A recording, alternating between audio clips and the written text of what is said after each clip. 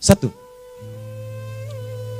alladzina hum fi salatihim khashi'un.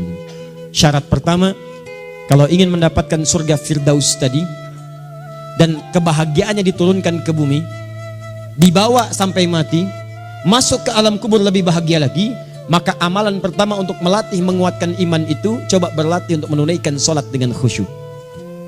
Kalau Anda kerjakan benar sholat ini, maka apa yang Anda dapatkan? Teman-teman ingat betul, saya mau tanya sebentar. Keabadian yang abadi disebut dengan sa'id. Kalau kita ingin turunkan ke dunia percikannya kita dapatkan, usahanya disebut dengan apa? Masih ingat?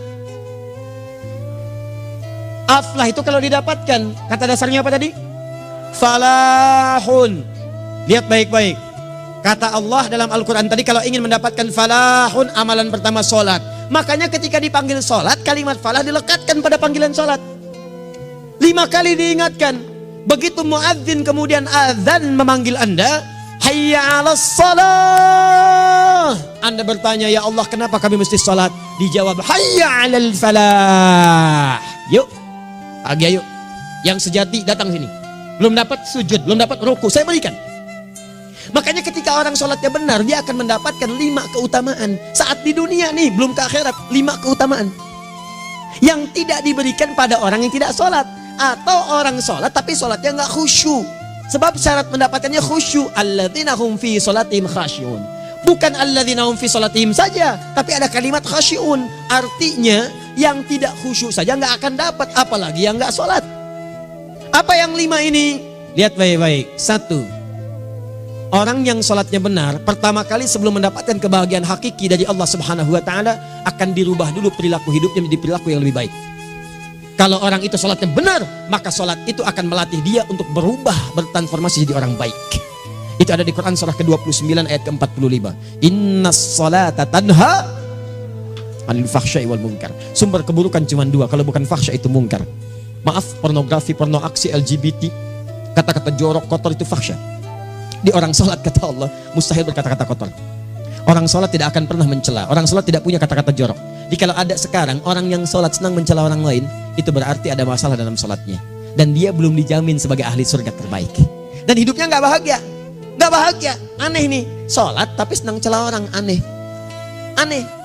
Yang paling bahaya adalah menikmati celahannya. Itu yang paling aneh. Anda ngaji. Anda ikut taklim. Taklimnya sesuai Quran. Taklimnya petunjuk sunnah. Anda sholat, Anda puasa. Tapi Anda masih senang mencela orang lain. Dan menikmati celahan itu. Kalau nggak mencela, kayaknya nggak komplit kehidupan. Maka ada yang salah dengan ibadah Anda. Ada yang keliru. Karena mustahil taat bertemu dengan maksiat. Itu mustahil. Mungkar, keburukan yang diingkari oleh hati. Sumbernya nafsu perut dengan akal. Bohong, mencuri, menipu, membunuh, merampok, membegal, mabuk dan sebagainya. Itu namanya mungkar. Orang sholat gak mungkin mengerjakan mungkar. Jadi kalau sholat kita benar, cukuplah Anda sholat, maka Anda akan jadi orang baik. Makanya kata Nabi, Anda punya anak dari kecil ajarin sholat. Sholat kalau naik jadi balik, kerjakan terus. Kasih pelajaran membuat dia mengerti. Kalau masih susah, berikan pelajaran. Ini sering diterjemahkan dengan memukul. Mukul di Arab beda dengan konteks mukul sekarang. Mukul di Arab tuh ngasih pelajaran supaya ngerti. Anda bisa terjemahkan dengan konteks lain. Uang jajannya tahan, yang kesukaannya simpan dulu. Bisa dengan konteks kekinian. Tapi poinnya, kenapa anak Anda dari kecil ajarin sholat, sampai kenalkan dengan masjid, ajari 3 tahun bawa ke masjid, kenalkan dengan masjid. Gak ada masalah lari-lari itu sebelum waktu sholat. Kenalkan dulu. Dulu orang-orang tuh begitu, sebelum waktunya dikenalkan, jalan, begitu lari, biarin dulu. Setelah itu diberi pengertian. Nah, ini bukan tempat berlari, yang berlari di sana nanti, yang di sini nanti akan ada orang-orang baik semuanya. Terus Anda lihat berbaris, baris rapi. Kalau pengen baik ikutan baris nanti. Terus nanti ada yang mimpin di depan, namanya imam. Imam itu siapa ya? Tetangga kita bukan yang Pak Imam, bukan. Bukan. Kalau tetangga kita namanya Imam S. Arifin. Kalau yang ini imam sholat namanya. Imam sholat itu nanti akan pimpin menyembah Allah. Allah siapa ya? Allah itulah yang memberikan ayah rizki. Allah itu yang memberikan ayah rizki sehingga bisa beli tobot buat kakak. Beli robokar poli. Ini yang poli, ini yang embers, ini yang heli. Ini dulu kakak semuanya tuh. Yang kasih Allah. Nanti kalau kakak bagus bisa ikut rapi di sini. Allah akan senang, akan ditambah lagi oleh Allah. Oh begitu ya. Datang, begitu caranya. Ini bukannya waktu sholat belum dikenalin, tadi bawanya main-main di masjid. Bahkan ada yang agak repot lagi, di rumahnya susah diatur, dibilang, kamu ini susah diatur, main sana ke masjid, disuruh main, ya main di masjid. Yang salah bukan anaknya, orang tuanya. Apa rahasianya anak itu disuruh ke masjid, suruh sholat? Rahasianya, begitu anak itu sholat dengan baik, maka dia akan tumbuh jadi anak baik di kemudian hari. Itu maksudnya. Nah, sekarang saya agak bingung ini, pendidikan TK sekarang salah sih? Enggak, cuma saya agak bingung mikirnya. Ini anak belum diajarin sholat, udah diajarin manasik. Itu bagaimana cara berpikirnya Ferguson? Agak repot saya mikirnya tuh. Ya. Walaupun salah sih enggak, cuma saya bingung gitu. Kenapa nggak dikerjakan tahap yang pertama dulu? Tangga itu kan berurutan. Nggak bisa Anda lompat langsung ke 5. Kan 1, 2 belum terlewati. Jelas ya? Nah, ini gambarannya. Sholat nih. 1 pasti baik. Ini kalau sekarang sholat, lisan belum baik, mata belum baik, sampai ke kaki, berarti ada yang salah sholatnya tuh. Ada yang nggak tepat.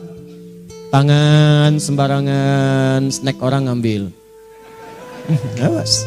Tuh sendal orang, mau wudhu nggak ada sendal, pakai sendal orang. Udah bilang belum? Kehujanan pakai payung orang. Udah bilang belum? Ya kan gampang Ustaz. Ini kan juga mungkin diikhlaskan karena Allah. Ya ikhlas, cuman pakainya belum minjam. Bagaimana kalau sedang pegang payung itu keluar, Anda meninggal? Nah, coba mikirin ke situ. Coba ke kantor. Kalau didorong proyek yang nggak jelas, minta tanda tangan, pikir lu bagaimana kalau meninggal? Kemarin saya sama teman-teman artis saya katakan begini, Anda ya, kalau Anda mengaji dengan saya, jangan pernah menerima peran maksiat.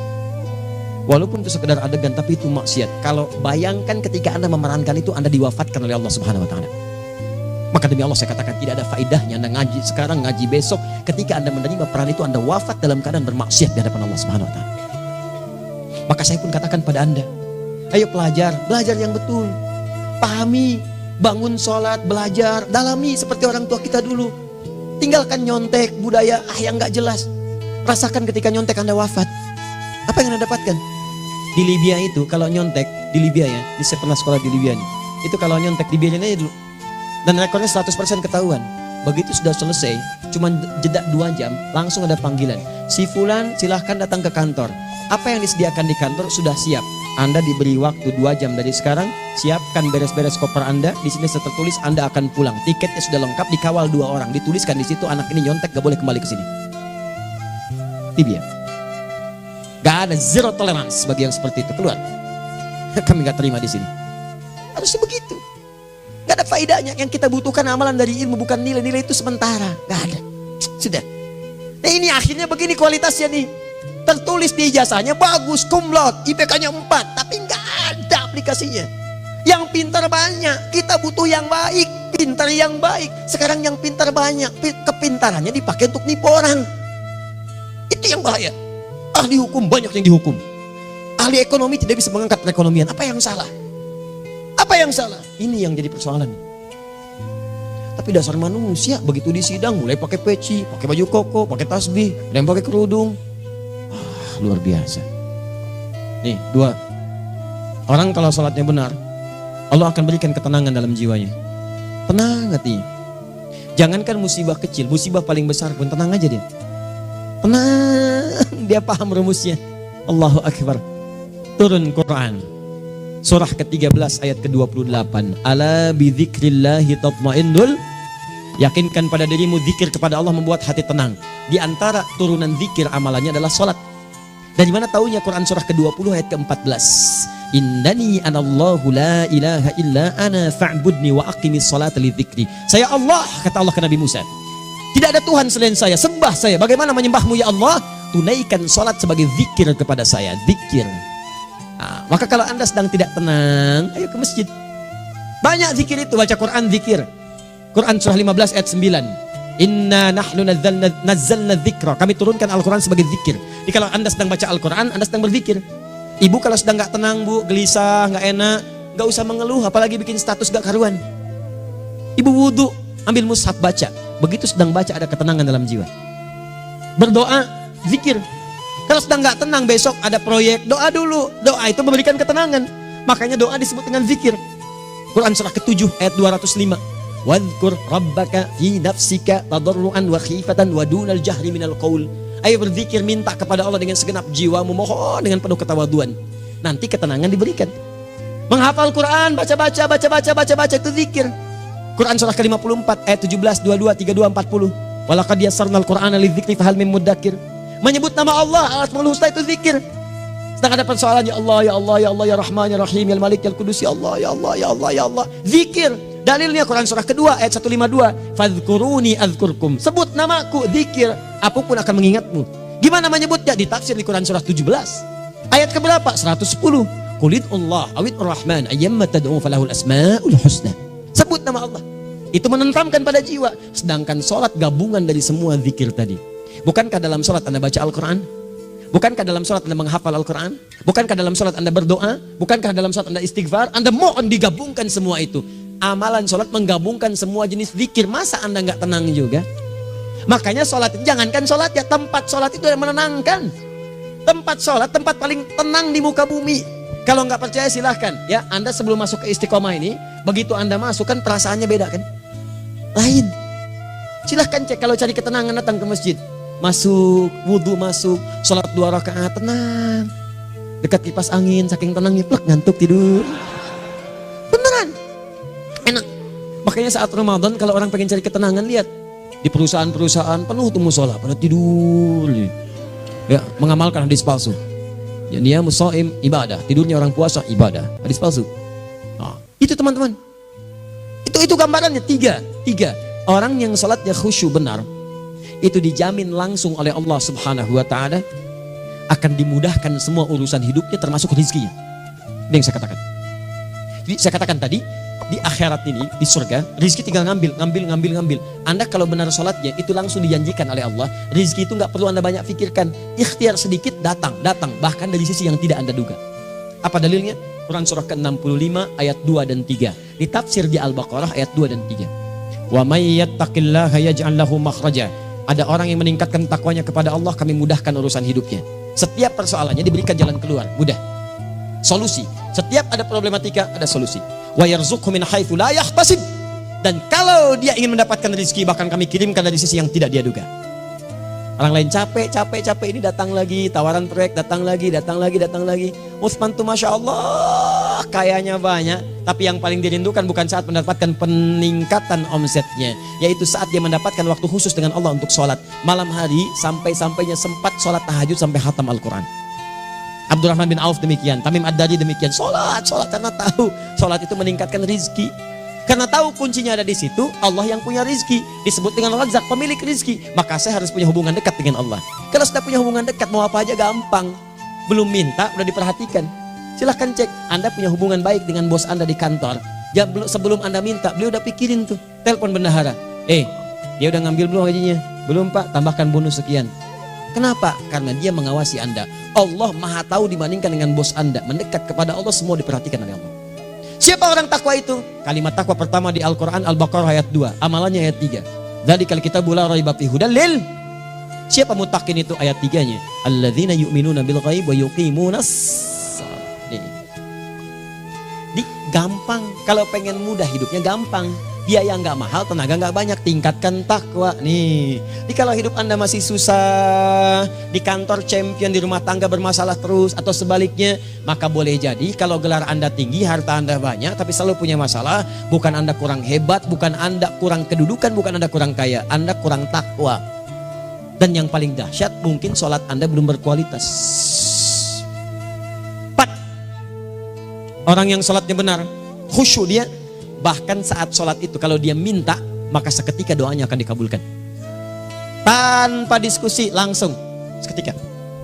Contoh, Quran surah ketiga ayat 38-39. Demi Allah saya katakan, Nabi Zakaria punya masalahnya pelik. Sudah berumah tangga, istrinya divonis monopos, maaf bahkan mandul. Gak mungkin punya keturunan. Maka apa yang beliau kerjakan? Secara singkat beliau sholat.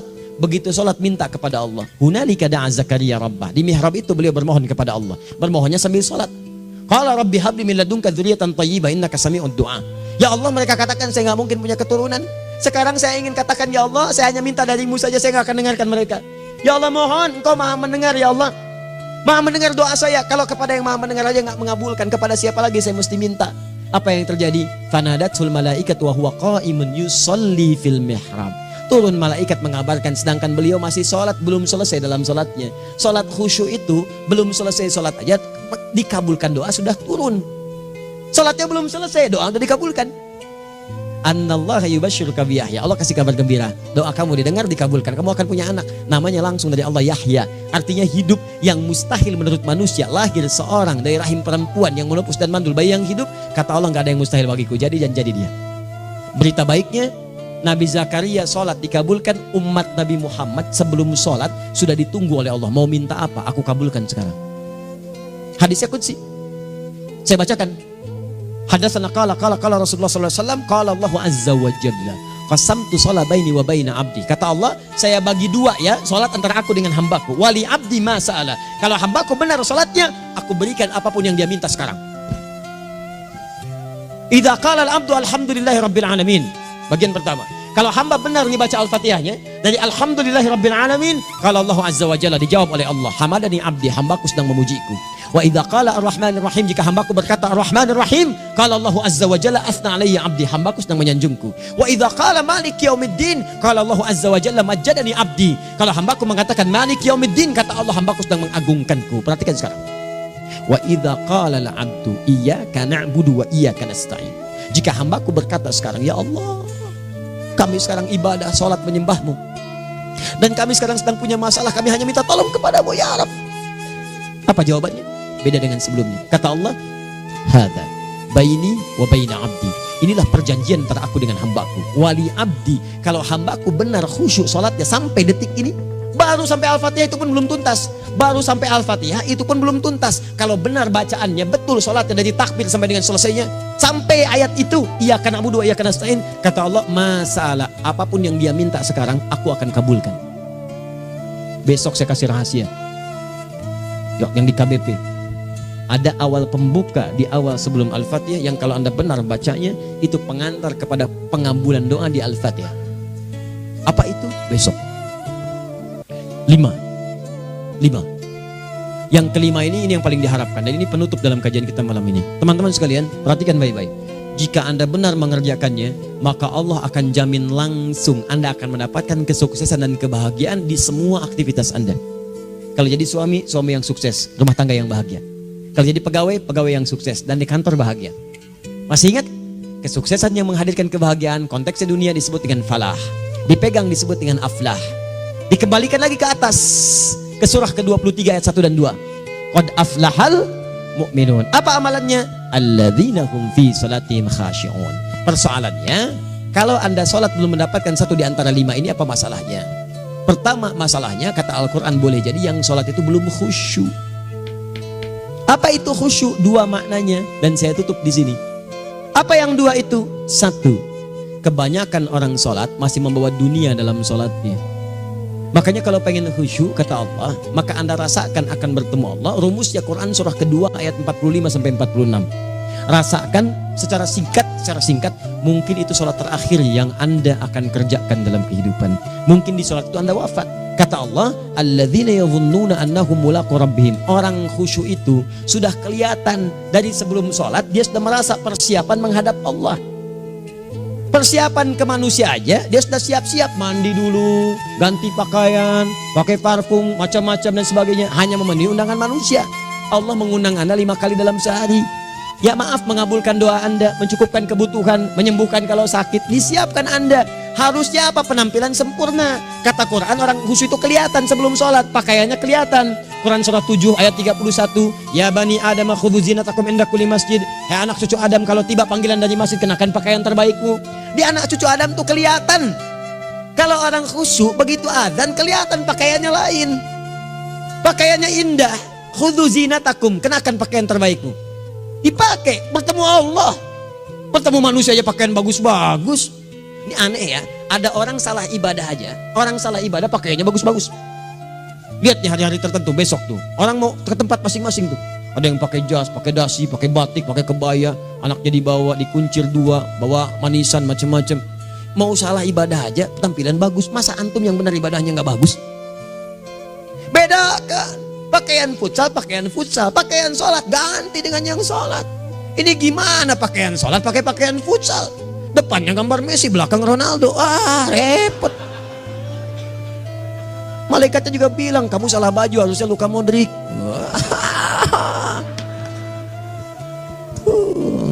Apalah saya. Ayo mau tanya apa? Mourinho dipecat saya tahu. Lagi nganggur sekarang, ditawarin Benfica dia nggak terima. Sekarang jadi dia komentator di beIN Sport. Nanti sebentar lagi dia akan komentari laga Saudi dengan Qatar dan komentari laga Arsenal dengan Ipswich. Digantikan oleh Solskjaer. Dia super sub dulu. Ya, super sub. Ya, the baby assassin, ya pembunuh yang berwajah baby face. Masuknya di akhir-akhir, gol. Sekarang melatih dia 5 kali kemenangan, belum kalah sama sekali. Saya hafal itu. Tapi masih di urutan ke-6, tapi jaraknya ke yang ke-4 itu tinggal 3 poin lagi.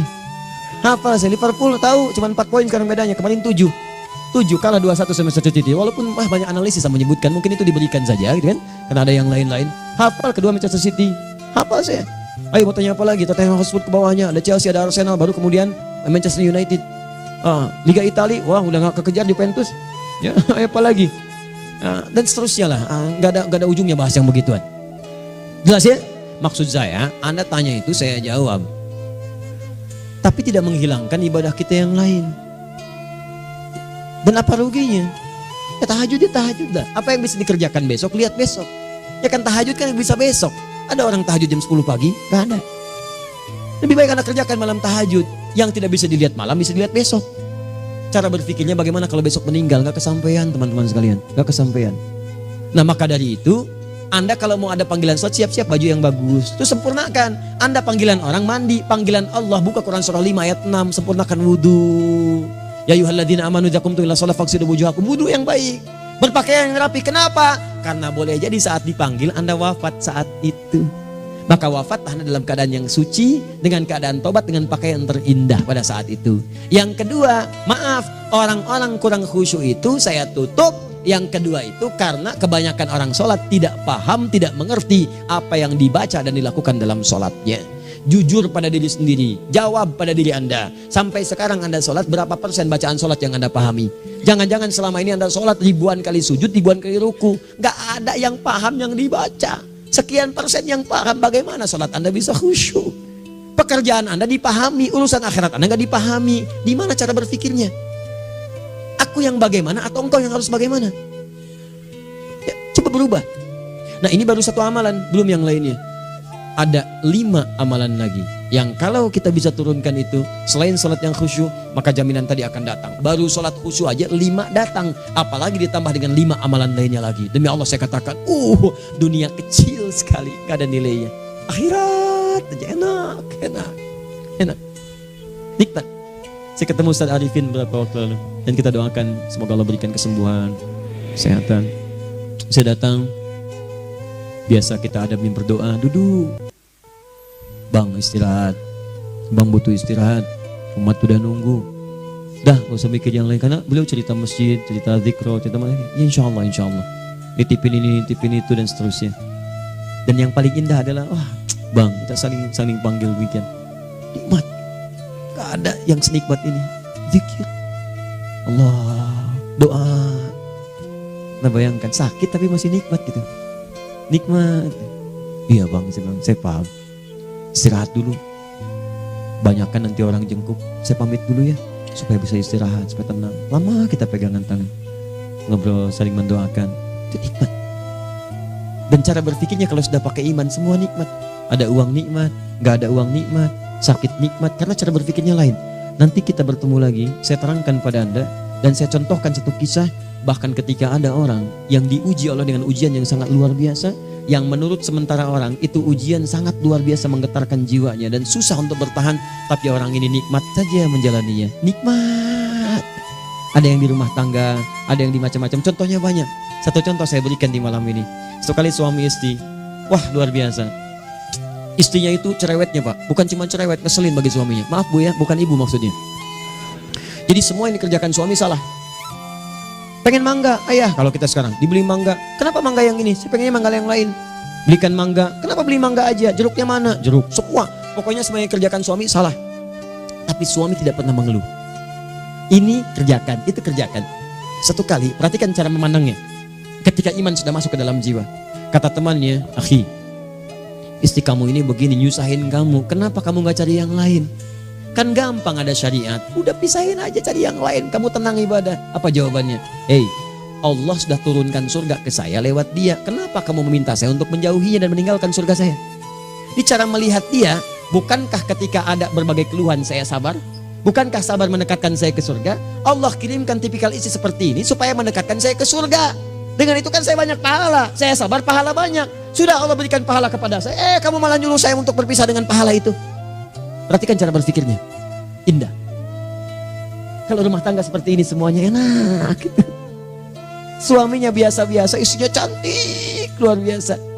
Begitu berdandan kelihatan kata suaminya, Masya Allah, wajahnya tak berpaling, mata tak berkedip. Kata istrinya, ya zauji madzabik, sayang kamu kenapa? Wallahi syakiran lillah bihadari. Demi Allah, aku bersyukur mendapatkan istri secantik kamu. Kata istrinya, nahnu fil jannah zauji, kita berdua di surga. Kata suaminya, kok bisa begitu jawabanmu? Iya, kamu bersyukur dengan keadaanku, aku bersabar dengan keadaanmu. Catat. Bukankah orang syukur dan sabar di surga? Tuh lihat, canda-canda orang-orang soleh itu begitu. Nikmat ketawa walaupun nyelekit di hati. Cuman bawaannya enak gitu. Nah, nanti itu ada tuh, nanti saya turunin tuh.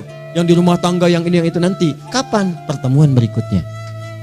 Jadi kita cukupkan dulu di malam ini apa yang kita pelajari supaya nanti nggak terlampau banyak kita dapat materi, cuma sayang sedikit mengamalkan. Saya sudah tuangkan di sini, banyak saya tuliskan termasuk di keluarga, di macam-macam. Ini saya tulis tapi silahkan Anda baca, kalau ada manfaat silahkan dapatkan, kalau ada yang kurang silahkan sampaikan untuk dikoreksi. Semoga Allah muliakan kita semua insya Allah. Sekali lagi, perbaiki hidup, jangan banyak mainnya, dan sudah. Jangan banyak membuang dengan yang sia-sia apapun yang dihadapi. Sekali lagi tolong jaga kondusivitas, bantu negara kita, ketertiban, keamanan. Kalau saya menyampaikan sesuatu ada singgungan dengan yang kekinian, itu maksudnya koreksi masukan-masukan supaya diperbaiki. Tapi tetap dalam urusan pemilihan kita punya pilihan masing-masing yang tidak boleh dipaksakan. Jelas ya? Baik, jadi ya saya sampaikan sekali lagi. Pertama, pilih mana? Anda dipaksa harus ikut, atau yang kedua kita bebas memilih sesuai